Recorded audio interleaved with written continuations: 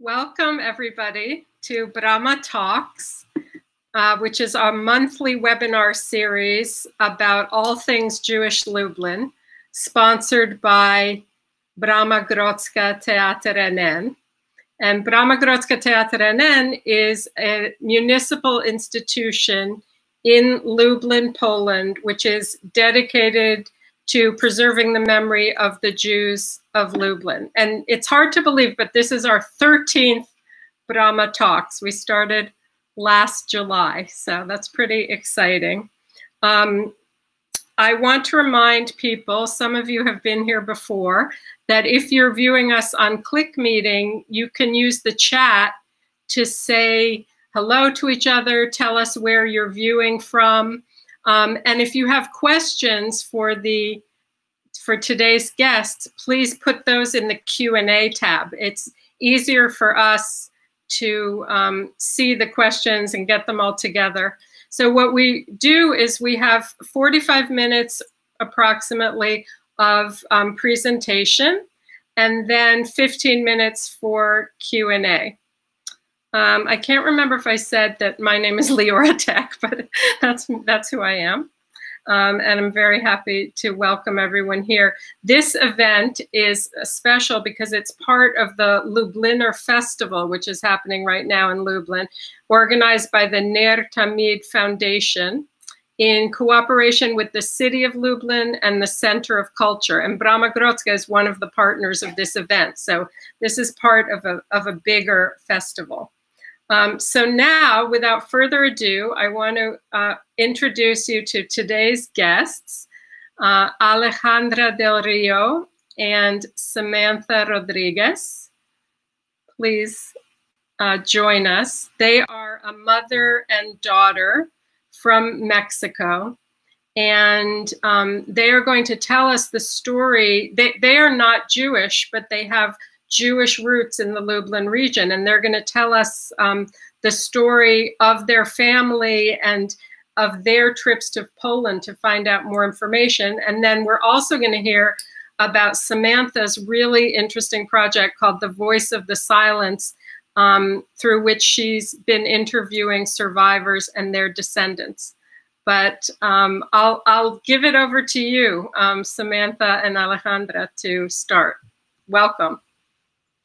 Thank you, Leora, and hello, everyone. Well, as Leora said, I am Samantha, and this is my mother, Alejandra.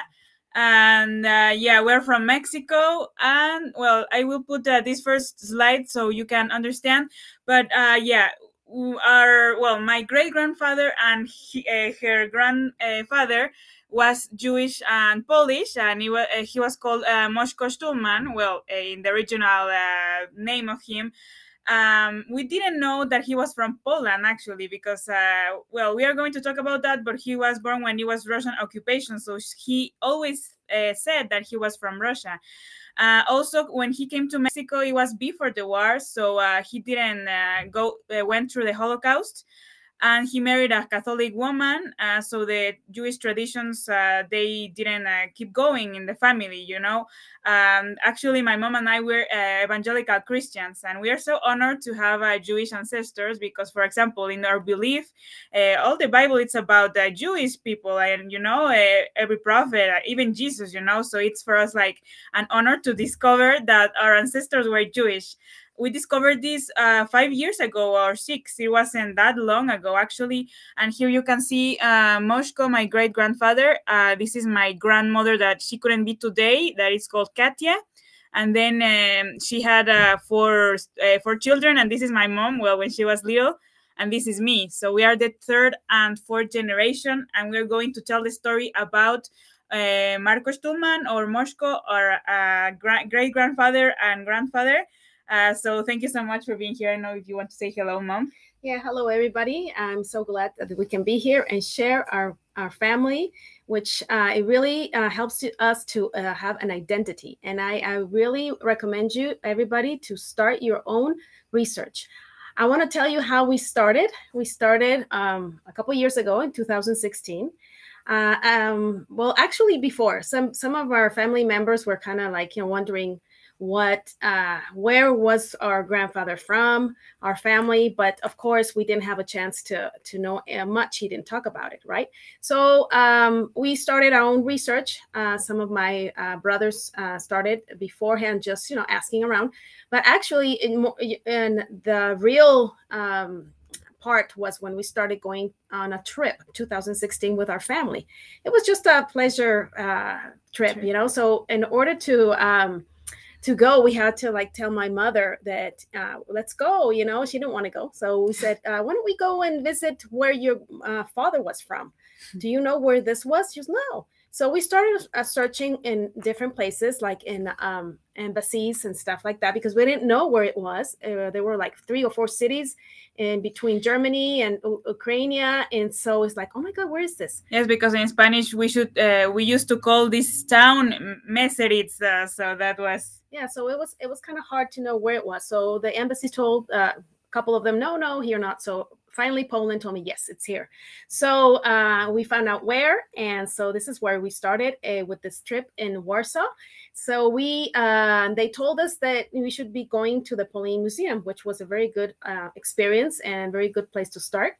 They helped us a lot to start with, to know a little bit more of my family, and also the Jewish Historical Institute, which we didn't know it really existed, but it has a genealogy area, which they're great. They have a lot of information. Could you put the next slide? And then, so what we discovered in that year, in 2016, we went to Międzyrzec Polacki. Finally, we knew where it was. We took a train over there. And you'll see the next slide. But here, what we discovered was that he had 9 brothers. We didn't know that. We only knew that he had 2 brothers and 1 sister, which we'll talk about them later. So you can see the names there: Abraham, Weir, Gitla, Moshko, what's his name? Meir, David, Shammai, Shlomo, and Elena. So for us, it was like, oh my God, we didn't know that. And then also, his name here in Mexico was Marco Stuhlman. So when we found out his real name is, oh wow, Moshko Isaac Stuhlman. Plus, our last name is completely different. Well, completely different in the first couple letters and the N and just one N. So yeah, for us, it's like a big discovery. And also, we discovered we were looking for some people, some family alive. But of course, we didn't think there would be any. But yeah, we found out that we had some family in Israel. So for us, was wow, we need to get in contact with this family and meet them. So the next slide, just to tell you that in Israel, that was because one of my grandfather's sister, Aunt Sarah, she's the one also, she moved before the war as the same as my grandfather. So she moved before the war to Palestine. And then there, she had Siona, and Siona had Rina, which you'll see, that's the one that is alive now. Yeah, well, just to clarify, I think most of you should know, right? But Międzyrzec Polacki is a little town in Lublin. We're going to talk about that, but that's why we're here, right? Because our family was from the Lublin region. Maybe not the Lublin city, but the Lublin region. Okay, so this is still for our first trip because we've been there twice. So here in Międzyrzec Polacki, we had a wonderful time. We took our train from Warsaw. It was about an hour and a half from there. And when we got there, it's like, oh my God, there's nobody here. That was like a ghost town. It's like, But we met some really nice people at the train, and this family. Actually, this family we didn't know, but they were like the rich family of the town. They're owners of a big factory of sausages and different things.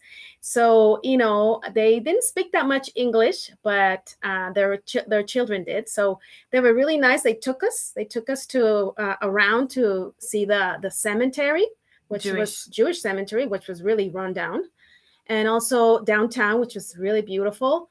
And at first, it seemed like, oh my God, this is, I don't know, it was so touching to be there. Really, it's just, it's an amazing feeling.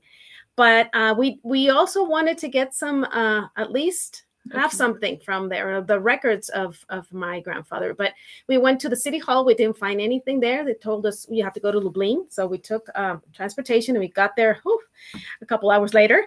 And we got there. But of course, in one day, you can't get a birth record. So they told us that we needed to make some procedures from back home. So we did. But we didn't know Brahmagorodska. We didn't get to know it until the next year. Yes. Yeah. So next year, in 2017, we were invited to the Lublin reunion by Dalia Stulman. That actually, we think, obviously, she's related to us, but we really don't know. We were invited to Lublin reunion, and it was amazing. Actually, in this trip, what we wanted, it was to live the whole experience of the family, to know where they lived, what they did, the story of our ancestors.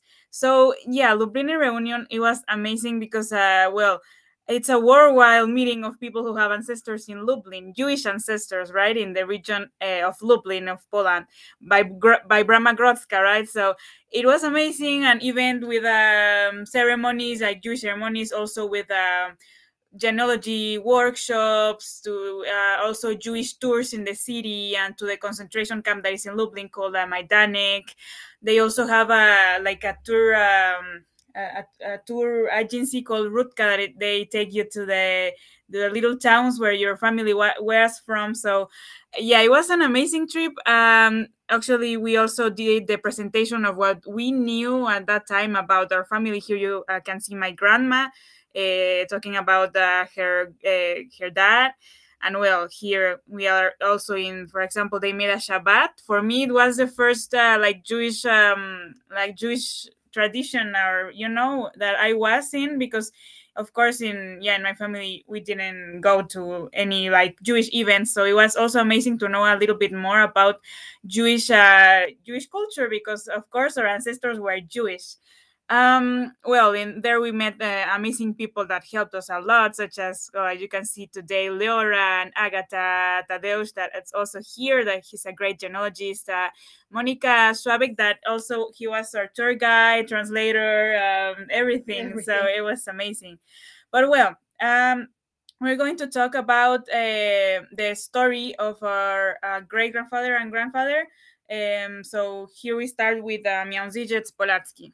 Okay, and on the first trip, we did it by ourselves. But the second time, as Sammy said, we did it with Rutka. It was a private tour for our family. It was wonderful. So we got to see a little bit more and take more time to look at the places and know a little bit more of this history. So here in Miałzyciec Polacki, it's difficult for me to say. Okay, here it was known as the America of Poland. And it was settled in 1520, around that time. It was a very prosperous and commercial town. Actually, it had a very important trade activity. It had a lot of factories of brushes and brooms, and it had cinemas, butcheries, and it had schools, hospitals. It had the synagogue, which was a 3,000 member synagogue, which was a pretty big one. It had hospitals and hotels. Actually, it was very famous. People, artists wanted to come over here for for vacations. But after the war, there was only 80% of the Jews. There were 80% of Jews before the war. But unfortunately, now we don't really know. There isn't much Jews anymore there. And the city is a very small town now. I mean, to go to a cinema, you have to take your car and go about an hour to go see a movie.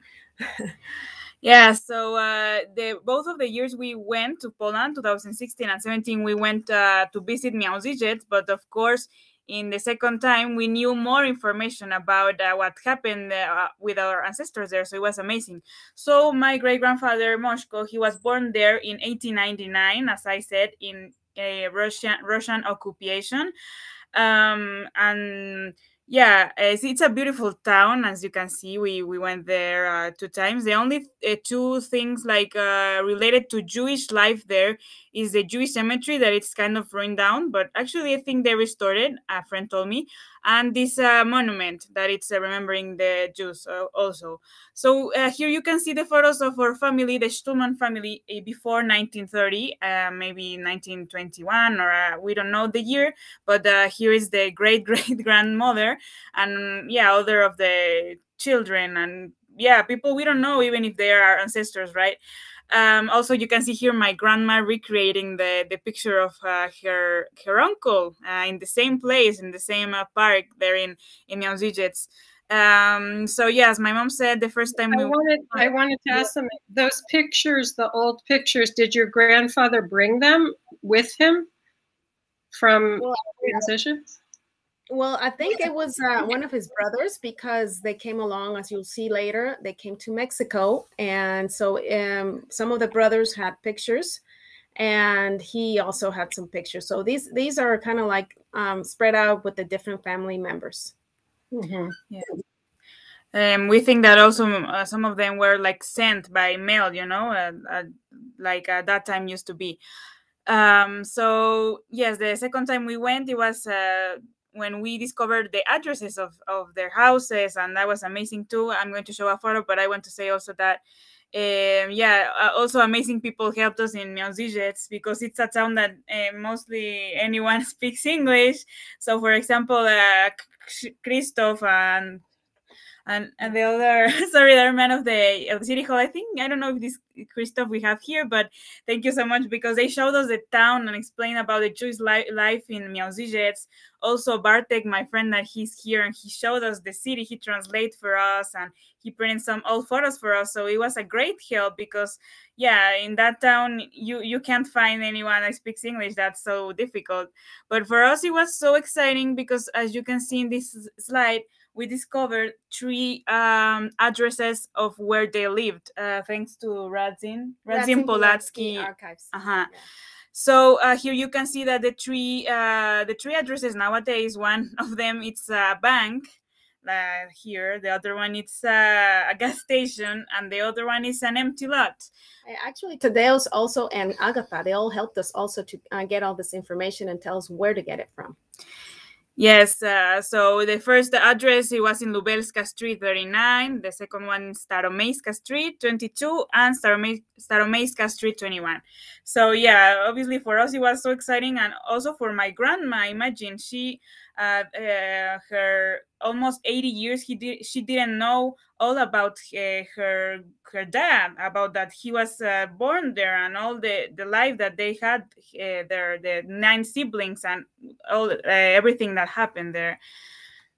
Okay, well, after this is my grandfather, no? After he lived there with the family until mid-20s, 1920s, and he and his couple of brothers, they went out to foreign countries to study, because as some of you know, that back then it was kind of difficult to really have to study at university. It was not permitted. So he went to Germany with his brother Abraham Harry. They both went, and they graduated as engineers. So that was around 1919 to 1920. And then my grandfather Moshko, he moved to Mexico in 1924. He arrived here in Veracruz, to the port of Veracruz. But that was because he got a job from a German company here in Mexico. So then after he opened his own business, and he was also a pioneer on bringing tractors to Mexico. And later on, as I said, that's why we have some pictures and everything, because 2 of his brothers, these 2 brothers, they came to Mexico, just one after him and one just before the war, like 1937. Yes, so talking back to this Lubartów, it's also another town from the Lublin region, and the origin of the Stulman family actually was in Lubartów. Because the Stulman family, well, as far as we know, it comes back to the 1800s in Lubartów. Here, as you can see, Jacob Joseph Stulman, that he was the father of my great-grandfather Moshko, the one that we're talking about. Here's a picture, and he was from there. Also, well, Bela, she was from Miauzijets, but they married in Lubartów, and then they moved to Miauzijets. But also at that time, Lubartów, was a really Jewish. Well, it was full of Jewish people there. It had a large Jewish community, but of course, during the Holocaust, nearly the entire community was destroyed. And nowadays, the only thing you can visit also is the cemetery, the Jewish cemetery. That actually it's restored because all the gravestones were kind of spread everywhere, you know. Yeah, so we don't have any information of where they lived there, but of course, knowing that they were living in Lubartov, it was also exciting for us to visit that town. As you can see here in 2017 with the Lublin reunion, with a group that also had ancestors in Lubartov, we were taken to Lubartov and they made an amazing ceremony for us with the mayor of Lubartov, and then with a high school that they played Jewish and Polish songs for us. They also made a ceremony at the cemetery. So yeah, it was a great time we had in Lubartov, and knowing that our ancestors were from Lubartov, the Stuman family, as far as we know, has their origin in Lubartov. Okay, then following the trace of where they lived after Lubartov is where they were born. My great grandfather, then my grandfather, and then they moved to Miałżudziec, and then from there to Grudziądz. Okay, well, this is not all the family, but most of the family. So here, Grudziądz is a very interesting place because it was a very important cultural and industrial center. And it provided great opportunities for merchants. That's what my great-grandfather was. He was a merchant. But as you know, on the 3rd of September, 1939, the Nazis occupied the town, and well, they destroyed practically more than half of it, 60% of the city. Okay, but when we got there, also through searching to some in some archives in Torun and also Grudziądz archives, they told us also some of they gave us some address books and also business directions, and we had a chance to go to the library where they got this, and it's a beautiful library. And there we could see that they had like the business family. You could see there at the Stulman businesses, the Stulman and Sons. Mm-hmm. And we actually found some they had their how they draw their signs, how they wanted it, and some permissions and everything. And also some addresses are of where they used to live. Mm-hmm. So we went to this apartment, to the apartments right here. You can see this building, and we went to knock, and nobody would answer. And this lady comes out of the window, just, what do you want? Well, of course, in Polish. We didn't know how to answer, but we had some friends with us, and also our tour guide. And so they helped us out with this because, you know, usually in Poland, when they can hear some noise, everybody comes out the window. Let me tell you, they were like really, really nosy, trying to see, oh, what is this woman doing there? No, this family. So, okay. Wait, tell me, where is Grudziądz? Yeah, I was going to clarify that. Okay. Yes, because Grudziądz is not anymore in Lublin region. It's far away from Lublin. It's in the north. Yeah, as you can see here in the map. Well, it's not a really good map, but it's kind of in the north. It's near to Gdańsk, right? That it's a really well-known port in 2 hours from Gdańsk. Yeah, in Poland. And as you can see here, it's it's 3 hours away from Warsaw, more or less. So yeah, it was like they moved so far away from where they were living. We don't know why, right? But maybe it was because they were job opportunities or something. Yeah, it was a very a business opportunity for them, I think, because back then they say it was Germanized. I think there were more opportunities back then. They didn't know this was going to happen, but yeah, we had a chance to see their houses, and also they had a leather store, and also we found this wonderful book right here. It was the Jewish community in Grudziądz, where they told us that they translated that my great grandfather Jacob, he was the president of Society of Assisting Sick Jews. And he was also the president of the Jewish community in Grudziądz. So he had an important role there. And this is why they told us in the Torun archives that they probably their files were not there all the files of the members of the Jewish community, because they were of interest of the Nazis, because everybody that would be a threat, they would take their files, destroy them, and of course, they were pointed out. Yeah, so as my mom said, we went to for example, here is the address that it's Fortechna 8, and it was amazing because this woman here, she received us in her apartment, and she was telling us that actually, I think it was her mom or grandmother, I don't know, they told her that in that building they used to live a Jewish family that used to have these traditions of Jewish parties and everything. They had a leather store. Yeah, so of course we knew that they were living there, our family. We also went to another building, but we are not sure which part of the family lived there, in another address here in Grudgens. Just curious information we found recently searching in internet is that I found, for example, a newspaper note talking about my great grandmother Bela, that she was assaulted in Grudgens, and someone stole her purse. So it's funny to find in internet, that newspaper of I think it was 1927 or whatever. So yeah, we found out that also that they used to go to vacation twice a year to Sopot, where they have a beach near Gdańsk. And also that she, my great grandmother, Bela, the mother of Moshko, she used to go to that famous spa at that time called Czechosinek or something like that. We found actually a paper that it was a list of the people assisting to that spa on internet. So yeah, it's just a curious information. Yeah, newspapers are very good sources, also to find some of your ancestors. Yeah, and address books, of course. Yeah. Well, here comes I think the hardest part of the story or something, because here you can see Grupa execution point. That Grupa is 15 to 20 minutes away from Grudgens, and it was known that in the time of the war, before the war, in Grudgens there were 600 Jewish people in the Jewish community. When the Nazis occupied Grudgens, almost every Jew went away from Grudgens. Actually, they were just 100 left.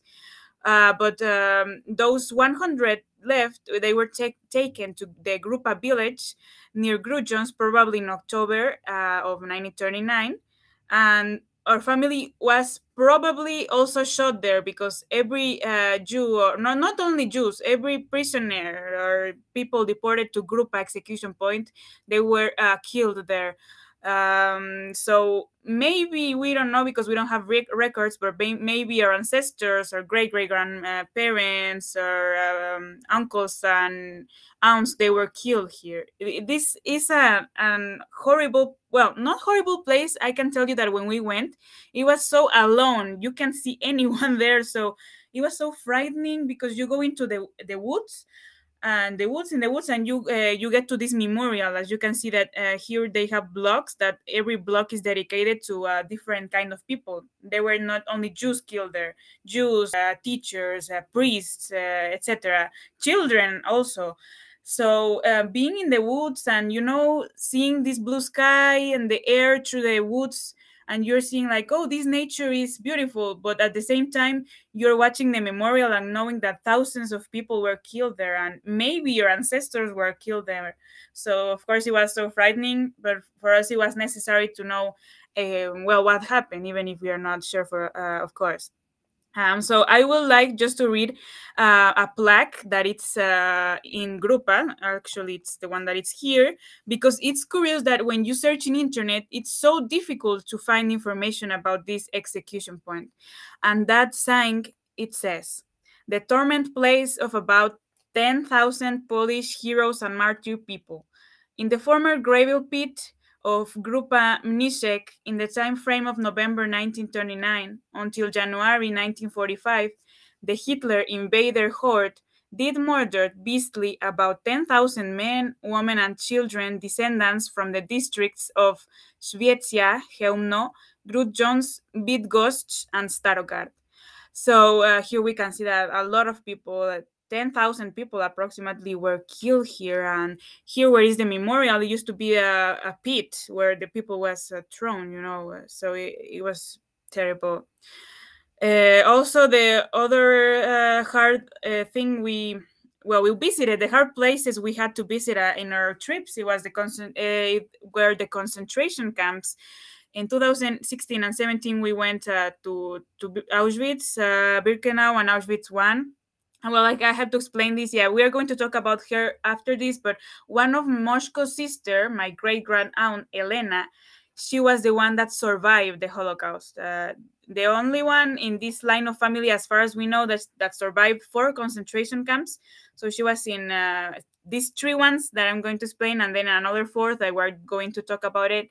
But yeah, Elena was first in Travniki forced labor camp. That it was a little labor camp in also Lublin region, that they used to have a factory. As you can see here, the only remaining thing is a factory when they used to fix only uniforms of the prisoners. But even if it was just kind of a forced labor camp, it was also known that many people were killed here also. And we went there with a tour also with a great teacher, Agnieszka. Also to Majdanek concentration camp that it's in Lublin.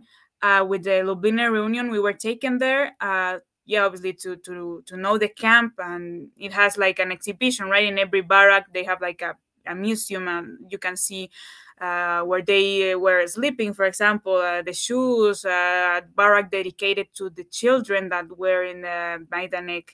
And obviously, it's also so frightening knowing that our ancestor Elena was there.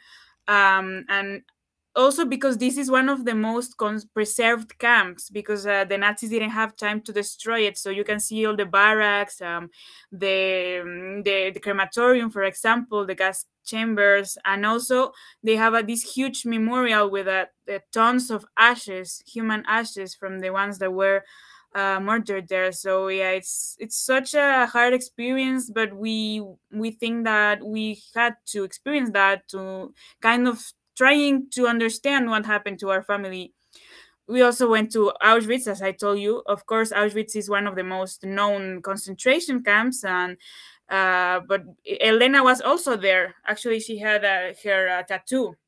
So also it was another frightening experience. Of course, for you people that has been to Auschwitz, it's kind of sad that nowadays it's so commercial, right? You can see groups and groups of people like it was a park or whatever, but obviously that doesn't matter, because it's a terrible place still. And we went to Auschwitz I, Auschwitz Birkenau. You can see also the barracks, the wagons. The wagons that have the destroyed gas chambers. And and this is when the movies come to the real reality, right? Because normally we watch maybe a movie about the Holocaust, and also it's terrible, but being in the same place, it's such a terrible thing. But for us, it was necessary because of our ancestors. And actually, I also can say that in these 3 places, as you can see, it's also like so contradictory. It's like contradictory, because you can see the green grass, the blue sky, and you're like, oh, this is nice nature, the sky, but also the terrible things that happen there. There are no words to describe, right? Millions of people. Actually, my friend Tomek Cebulski, who's a guide in Auschwitz and an expert on Auschwitz, he says that often the first thing that survivors say when they come to Birkenau is, where is this grass from? Because there was no grass at the time during the war, so I have a question though. How did you find out all these details about Elena's story? Did she have children and tell the story, or what's the source of information? Yeah, not actually. Well, we're gonna go ahead a little bit more forward, but just to talk about Elena. But yeah, no, she didn't talk about it with her family. She had she had a daughter and a son. Just some details, but not at all. Yeah, but actually in the Polish embassy, they had a whole file of her, because when she came back to Mexico, she wanted to go back because she married another survivor. So she needed to fill out forms, and also she filled out testimony herself. Yeah, such a short testimony, but yeah. Yeah, there. And also in Yad Vashem in Jerusalem, we went. Also, this card right there, as you see, that's from there. Well, we have other documents that also confirm that. Yeah, we have many documents that are, from different sources.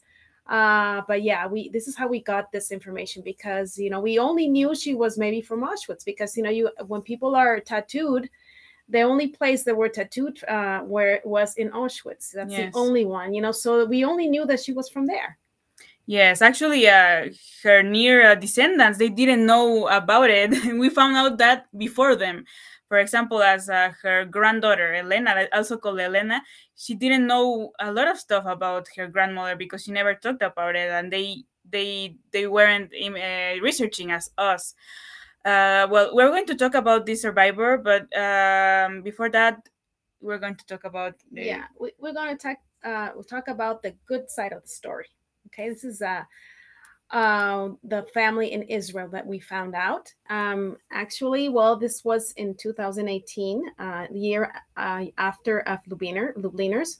And we were searching, and we got help from, of course, the Jewish Historical Institute was the first contact. And then Yad Vashem here in Mexico helped us a lot. They made the call, and they got in touch with Rena, and they told her that we wanted to get in touch with her. So yeah, we got in touch with her. She spoke a little bit of English, but yeah, we got to go in 2018 they live up north in a kibbutz named Jinagar. So and there are two sisters right now. There were three, but the third one already died, and so they were really happy. Actually, when they met, they were almost crying, because they said that my mom reminded them of their mother. So we had a wonderful time. They actually we had a meeting with them where we shared family stories right there. Each of us, made presentations, and they shared this delicious food and desserts that they made. And we also met another cousin we had right there. She lives in Jerusalem, and she's the granddaughter of Elena, the sister of Marshko, the one who survived. So we met a couple of our family, and this is like some of the survivors. So this is the vengeance of the Holocaust, to have all these descendants now here. Okay, so then we're going to talk about the survivors, because we discovered also that there were two other survivors, not in our family, but kind of. Yeah, this is what they told us about, but that we knew about Elena, but these other two, they come from also their side, but there's part of our family. And so as you see here, Yosele, he was also a second cousin of my mom, the same as Rena, and he's from Lublin. He was born in Lublin. And he survived because he joined the Russian army. And then he went to Israel, and he rebuilt his life. So, and then this woman right here, Hanele, she survived. It's just unbelievable. She was Dr. Mengele's experiment. Okay. We don't know really all her story, of course, as the ones that didn't suffer that much, they don't even speak about it. Could you imagine her? I mean, so we didn't know what happened to her. Then Elena, as already told you, she was born 1918 in Skolatsky, and then she moved with the family in 1920s to Grudziądz, and then she moved to Warsaw. This is where she went to work with her sister's husband at a store. Actually, the curious thing here is that she moved exactly on the same day that the Nazis invaded Poland, on the 1st of September, 1939. So she was arrested there, and she was taken to the Warsaw Ghetto from 1940, as you can see over there, to 1943. And then she was deported to Lublin, to Majdanek, from 1943, 1944, and also Trauniki. She was at the same time there. Well, actually, the testimony she gave in that she wrote, that she said that she was at first in the Warsaw Ghetto, from 1940 to 1943. Then she was taken, because here it's like kind of messed up, but she was in Trauniki first, and then in Majdanek, they are near, right? And after being well, actually, I just want to say that it's a miracle that she survived. Of course, every survival story is a miracle, but it was known that in that years, in 1943, there was a big execution there in those camps that it was called the Ernstfest, the Harvest Festival, ordered by Himmler in November 3rd and 4th. So almost 42,000 people were killed from the labor camps of Travniki, Majdanek, and Poniatowa. So it was a miracle that she survived, because only 600 Jews survived that murder. The ones that survived, they were because they were in charge of segregating the stuff of the dead people. So we think that's the case of Elena. And then they were taken to Auschwitz, such as here you can see that she was taken to Auschwitz in 1945. And most of them were killed, actually. And she wasn't killed, of course. She survived, so it's also a miracle. But we don't know how, because she never told her story. So then, where is this card from? Is this from ITS or where? This card? I don't remember if it was from Arsalan. I think it was in DP camp, but we got this in Yad Vashem, Israel. Yeah, yes. We got Yad Vashem from their computer information, but I think it was from one of the. Yeah, ITS thing. Yeah, so after that, Elena was in Bergen-Belsen and was liberated in 1945 and was in a DP camp. And then she came to Mexico by a ship, first to Venezuela, then to Mexico. Well, that's the story of our family. And I'm going to talk about my project, that it comes from this all discovery of our ancestors. Well, first we were going to thank to everyone that has helped us in this research. As you can see here, a lot of people that have helped us and great friends. So thank you so much. So yeah, I know we have a few minutes left, but I'm going to talk about my project called The Voice of the Silence. So after discovering all of these of our ancestors, I decided to create this Holocaust awareness project. Oh, sorry, I repeated the word here, but yeah, well, if you don't know, I am 20 years, and last year I started this project in October 2020, and the main goal was at first to interview Holocaust survivors. So it was a way to honor our ancestors and teach the new generations about the topic. So we had a lot of collaboration with different projects, schools, and organizations in all the interviews. There are virtual interviews. The characteristic is that we have interviews by Zoom, because of the pandemic, also bilingual, some of them in English, some of them in Spanish for the Mexican people. We have reached a lot of countries, as you can see here, in America and also Europe. We have a lot of guests from every country. In almost every event or interview, we have from 40 to 200 attendants, and we have interviews with schools, because I want for the students to know about what happened in the Holocaust. And here in Mexico, we don't have a good we don't have at all Holocaust education. So we also have the remarkable participation of the ambassadors, such as Ambassador of Poland in Mexico and Ambassador of Israel in Mexico, in some events. And we have our social media have they are growing with a lot of followers. The team that composed The Voice of the Silence is me, Samantha Rodriguez, that I study communication, and I do it for honoring my ancestors, as I told you, and to educate the new generations. Jessica Lepe, that she's a young historian, that she's also helping me with the posts we do in social media. Also, this young boy that is called Jose Luis, that he's so into the topic, and he's helping us to contact more people, to interview, to do also social media content. And here we have Isaac Eisen, and he's the director of a Jewish journal here in Mexico. Actually, it's called Diario Judío, Jewish Journal. And he also helped us with getting known the project in his journal, to get contact. So it has been amazing, because, of course, I started alone, and it was kind of difficult, but then I got this help. The interviews and events we have done, they are here like a summary, right? I have interviewed 14 Holocaust survivors in English and Spanish. Also 8 descendants of Holocaust survivors, two documentary directors, also a granddaughter of a Nazi and a granddaughter of a soldier, American soldier that liberated the camps.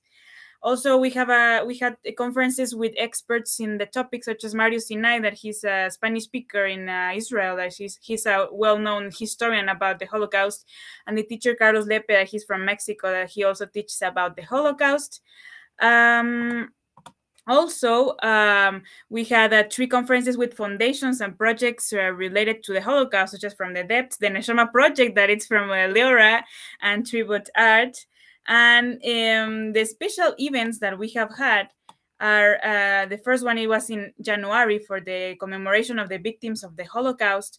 And it was such an amazing event, up to 150 attendants. It was a bilingual event with translation.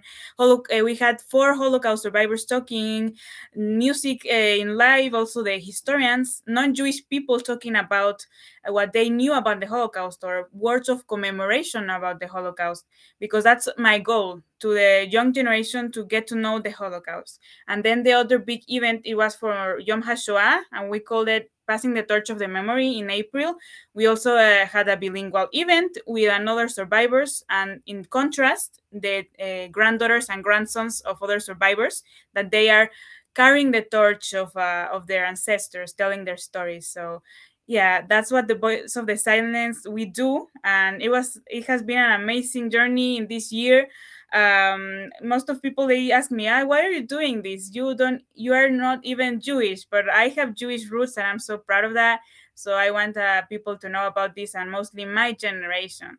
So yeah, this is a summary about the Voice of the Silence. In the chat, they put the link if you want to know more about our project. You can follow us in our social media, and also contact in the email if you have a story, maybe your grandfather was Holocaust survivor, or you want to contact us. And nowadays we have this alliance, I think I wrote it wrong, but with the Diario Judío, the Jewish Journal, and From the Depths, that maybe some of you know, this organization from Poland that commemorates the righteous among the nations, but here the version in Spanish, so we have this collaboration. And just before going to the Q&A, I don't know if someone has a question for us. I want to invite all of you to the next English events we have. The first one is actually next week, in Saturday, August 14th, that it's called Ask a Survivor. It's focused mostly on young people that don't know about the topic. So if you have maybe a granddaughter or a niece or someone that it's in your family, this will be a bilingual forum of questions and answers with 4 Holocaust survivors, so you can't miss it. It's at 12 p.m. Mexican hour and 7 p.m. Poland, for example. And the other one that we have, it's so interesting, in Sunday, August 22, that is the story of Mendelssohn, the Nazis, and me, bilingual interview with Sheila Heyman, a descendant of the famous composer Felix Mendelssohn, that his music was forbidden in the time of the war for being Jewish. So you can't miss these 2 interviews. I will send a link in the chat if you want to register and get information, the Zoom link and all this for these events. So Laura, you have the word. I don't know if you want me to read the final thing now or at the end, but yeah, actually, well, I want to just say that I really encourage people to, I've attended a few of these. Also, Sam was very nice to interview me, but I've attended some of them, and they're, I'm amazed, Sam. Like, I know I just come to a talk and there are 100 people there, and I feel like you're doing them every week, maybe. I don't know if that's right, but they're really interesting. You ask really good questions. You have very interesting guests, and one of the things I've told you, which I think is really touching about what you do, is that you always recite a poem at the end that you've written specially for the person, which I think it really gives it such a human and personal flavor, right? Yes. And I think, you're making a huge contribution to Holocaust memory. I think it's really important. So yeah, I think if you want to share a poem now, that would be great. Yes, of course. As Laura said, every interview I share a poem that it's made especially for the person I'm interviewing. Well, this poem I wrote it before going to Poland. Well, the second time, and it's in honor of our ancestors and all that we have learned about it. So it's called "When Memories Cry Out," and it says, "I'm walking through the hallway of the past. The walls are talking, whispering how it was. The whisper of a witness that forever lasts. Thousands of bodies are under the mask. A grieving song pacing through the air of the room. An imaginary reflect of the rejected and Jews. An aromatic symphony from the dead's look. A glance through the fog of the forgotten moon. The ground is shaking with the rhythm of the song. A Star of David band, broken and stained with blood, lies next to a victim's memorial, giving them honor. And beyond a tears waterfall, giving them honor. Blood left, flowers for the fallen, crowns to the survivors, and a bird whispering to our hearts about the fighters. To some of us, honorable names written as our ancestors. To all the world, innocent souls murdered by the selfishness of a person. Thank you so much, Sam. And also, you know, you're writing in not your native language, which is really amazing too. And I'm not sure if everybody caught it, but you're 20 years old. And actually, when you, I think we can stop the presentation if you want. Yeah. Oh, okay. So when I met you, it was at the Ljubljana reunion, which you talked about, and you did a presentation, and I was so impressed with your enthusiasm and your knowledge and your detail. And at that time, I think you were 16. 17, yes. 17, okay. But I'm wondering, just in the few minutes we have left, I have a couple of questions. And if anyone else has questions, please share them. Oh, somebody did ask, will the conferences in August be on Zoom? Yeah, they're always on Zoom, right? Yes, they are on Zoom and also broadcasted live on Facebook. But yes, you can register in that link of Google Forms I sent, so you can get to your email the information. Yeah, and you have some congratulations here, and I'm sure some people aren't even writing the congratulations. But I'm curious, I'd like to know, what is the reaction? You mentioned a little bit, you said sometimes people say, why are you interested? You're not Jewish. But like, what about from the young people? Like, are they interested? Like the guy that you showed us, the picture of the young man, obviously he is, but like, what range of reactions have you gotten from young people? Well, actually, yeah, a really good reaction because, for example, as I always say, when you are Jewish, you are born in a Jewish house, you go to a Jewish school, and then maybe you met a survivor and you know about this. But when you are not Jewish, in your school, they just teach us a little bit of World War II and this. So I think for non-Jewish people as me, it's kind of interesting. Obviously, not to all young people. But for example, the first interview I had with a survivor, and we were like 60 young people that was invited by me and also by my school, my university. So they always are so touched. We have been seeing that people is crying, young people is crying, and then sending me messages that, oh, thank you for that meeting. It was amazing. I didn't know what happened. Or for example, a day I invited a girl that she was from another country of Latin America, and she didn't know anything about Holocaust. So she learned a little bit about the Holocaust. So that's so important. And also in schools, we had a great answer. And for example, that little boy, Jose Luis, he was from a high school that we had this conference, and then he contacted me and he was like, oh, I want to help to the project, and he's like 16 years or something. So yes, yeah, they are kind of interested, and that's amazing, because they are learning and want to get involved with the project. Great. Wow. Alejandra, I wanted to ask you one more thing, because you mentioned very much at the beginning that this helps, you said it helps us to have an identity. So can you say more about that? Like how has your identity changed or shifted with all of these discoveries that you've been making? Yeah, well, actually, at the beginning, well, we knew that our family was Jew, and we knew that there was a story there, but you just have like an idea of just your very close family, you know, like your father, your mother, and that's it, you know. But when you start searching a little bit back, you can really understand more. You become more humane, you know. You can be more empathetic with the people that are suffering, you know. So and also it makes your last name has meaning to you, you know. Before you go, oh yeah, my last name's Del Rio Stulman, yeah, and it's like, oh yeah, it's just sounds Interesting. sounds cool, you know, sounds cool, my last name. But when you realize where it comes from, you really value you know, your name and your ancestors, you know, because when you don't think about, you know, your great grandparents, you say, oh, they're dead, you know. But when you get to know exactly where you are at right now, how you came to this point, it really makes sense to you, you know, your life. So you can pass it on to your next generation so they can be more aware of who they are and the value of life.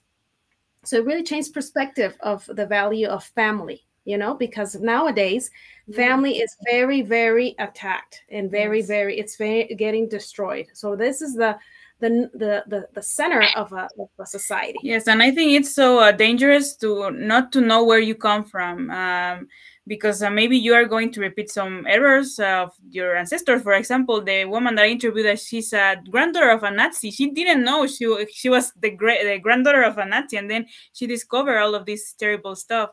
So I think it's so good to know about your ancestors, so you can have this identity. And for example, I identify a lot with my great grandfather, even if I didn't know him.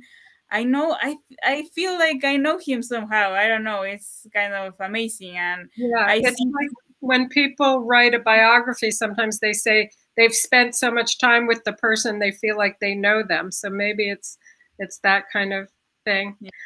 Well, and just one thing, what else can you see? I mean, you can see the effect of knowing your ancestors. Here, my daughter, you know, a young lady of 20 years old, where would she be at right now? She won't be doing this kind of stuff, you know. Yes. So this is the result of, you know, your identity, to pass it on. I think there are questions there, right? Well, we don't have a lot of time. If you want really quickly to say where you access the newspapers from and what language they were in. Yes, actually, it's possible online. Well, of course, it depends on the region or city where your ancestors were from.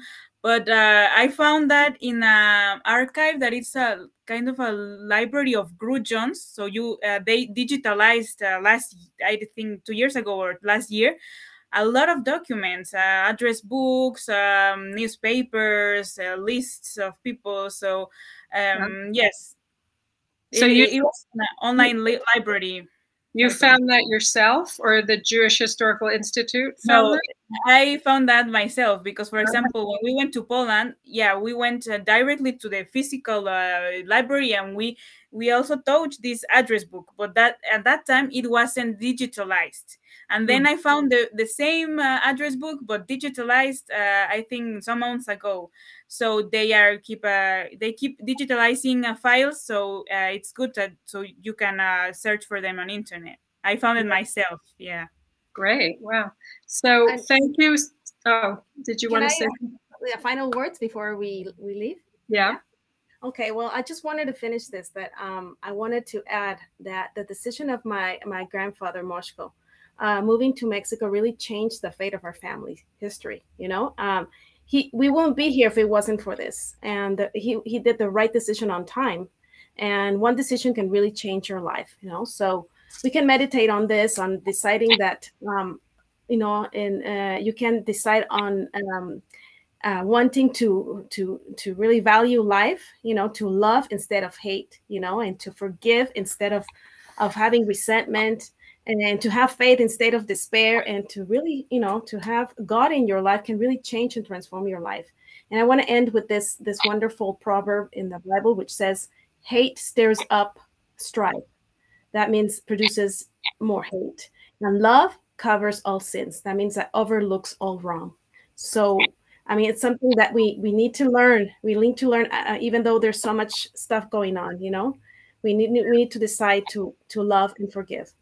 That's all. Well, love, I think, is a great place to end. And you've left us with some very positive messages, despite the very difficult history that we've been talking about. So I think everybody appreciates that.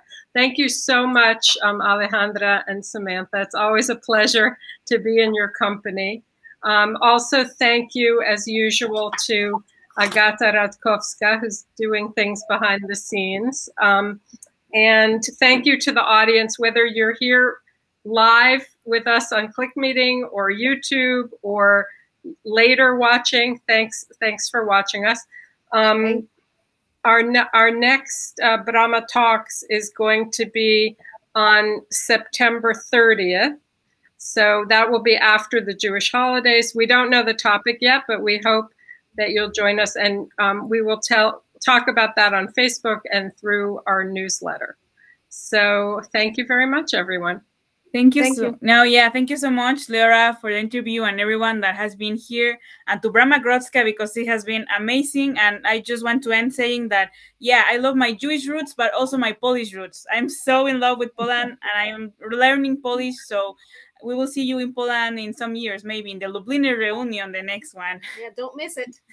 Right, that should be in 2023 with yes. if all conditions are good.